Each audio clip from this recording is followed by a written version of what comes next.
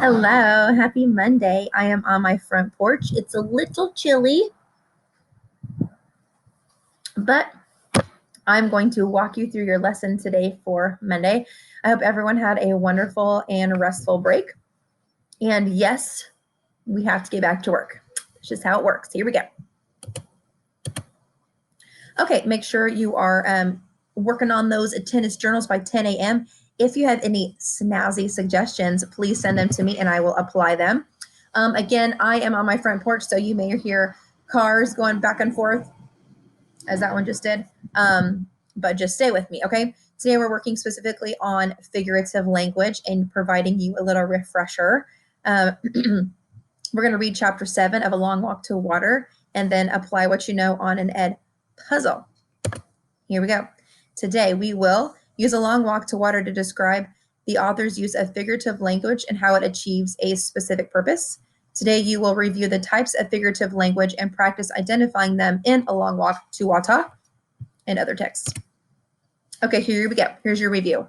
Simile is a comparison of two things using like or as. So example, it's as hot as the desert in class today.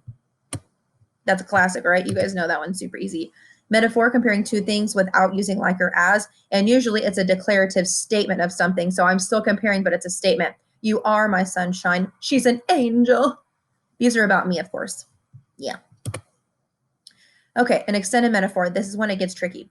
It's a metaphor that continues over multiple sentences or more. It can also be an entire movie, an entire book. It can extend throughout the entire piece. So here's the example. All the world's a stage, and all the men and women merely players. They have their exits and entrances, and one man in his time plays many parts. So it's actually not saying that it's not just one instance of talking about a play. It's saying about in the world in general, in someone's lifetime, it is like the entire world is a stage and you're on stage for everybody and performing for everybody. So it just continues on. This is the one in 8th grade that we are going to work really hard on. And I'm going to provide examples for you throughout the lessons as we go through this week. Okay, hyperbole is an extreme exaggeration. It's not meant to be taken literally. So example will be, I'm so hungry I could eat a horse, or I could take a 1,000,000-hour nap.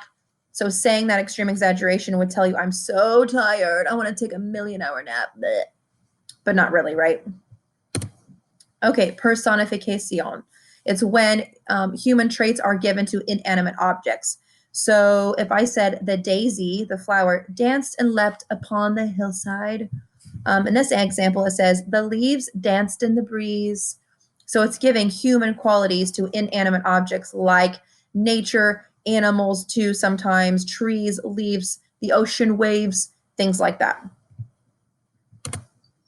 Imagery, language used to create images in the mind of the reader. So it's like literally when you're reading something and you can see it in your mind because the words that the author used painted that picture for you in your mind. Like you can almost, it's like you're there. That's why you guys, for me, sometimes when I read a book and I'm really into the book and it was such an amazingly well-written book, I honestly cannot remember if I watched the movie or the book because it was that good and it was like there was a movie playing in my head.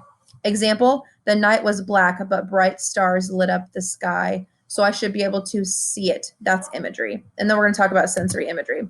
So my 5 senses, okay, so my 5 senses that I have. If I can smell it, that will transport me into time and I should be able to see it more. So anytime I can feel it, taste it, touch it, smell it, and I'm there, that's because the writer used words that describe that smell, describe the saltiness or the bitterness of the coffee, or the smell of the ocean's salty breeze in the air, or the delicate feel of the flower upon my cheek. Things like that transports you and it makes you feel like you're there wherever that is, wherever it is that you're reading, okay?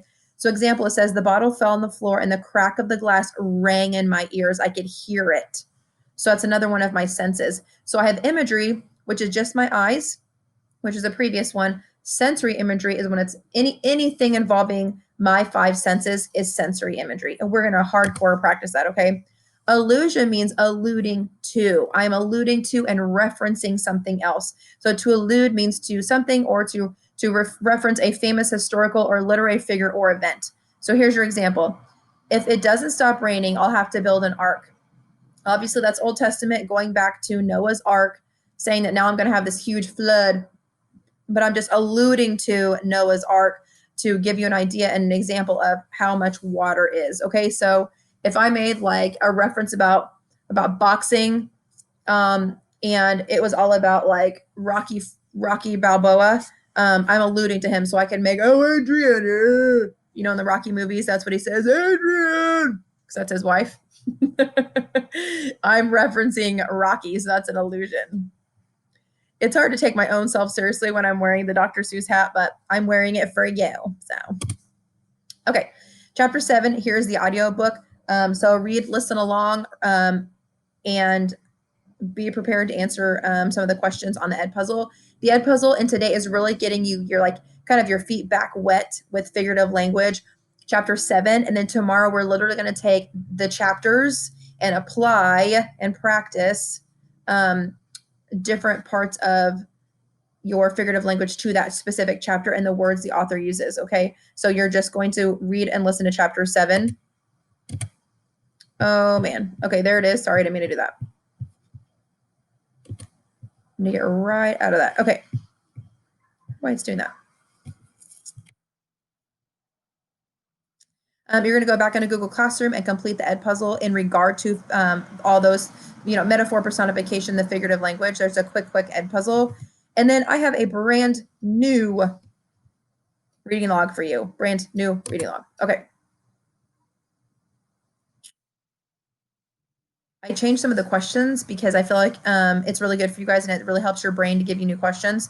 So on your reading log today, it says, which character can you connect with most in your book? What issue in your book has caused you to think the most? And what motivates the main character's decisions? I know on this one I only have 3 questions. On the previous we had 5 to 7, but I feel like if I give you guys really deep questions, then you can really take your time and think about what you are reading when you're silently reading for your 10 minutes every day, and really connect with that better and get a little bit more out of it. So it's more of like a quality issue instead of a quantity. Okay.